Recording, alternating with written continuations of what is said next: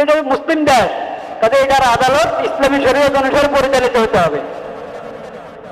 এটা মুসলিম দেশ, এটার সংসদ ইসলামী শরীয়ত অনুসারে পরিচালিত হতে হবে।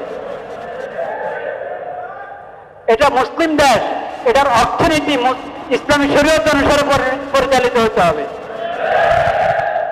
এটা মুসলিম দেশ, এটার রাজনীতি ইসলামী শরীয়ত অনুসারে পরিচালিত হতে হবে। এরই ভুক্ত দিল না, এরই ভুক্ত দিল না। আমরা তো মুসলিম, আমরা আমাদের ইসলামী স্বাধীনতা, আমরা মুসলিম হিসাবে আমাদের ধর্মীয় স্বাধীনতা থেকে বঞ্চিত। সেজন্য সব সংস্কার হয়ে যাচ্ছে, কিন্তু হ্যাঁ, শরীয়ত, ইসলামী শরীয়তের বিশেষজ্ঞদেরকে ছাড়া সমস্ত সংস্কার হয়ে যাচ্ছে কিন্তু।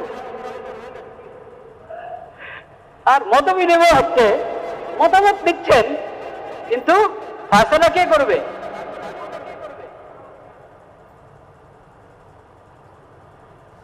ওটা প্রশ্ন কিনা?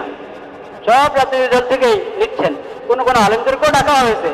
তারপর মতামত দেন সংস্কারের বিষয়, সংবিধান সংস্কারের বিষয় মতামত, কিন্তু ফায়সালাটা কি করবে? মতামত তো নিলেন সবার থেকে, ফায়সালা করেনওয়ালা, তার ফায়সালার মানদণ্ড কি? তার ফায়সালার মানদণ্ড যমুনা প্রফেসর ইউনূস সাহেব, ডক্টর মাননীয় প্রধান উপদেষ্টা যেখানে বসেন, ওনার মাথার উপরে লেখা আছে কি?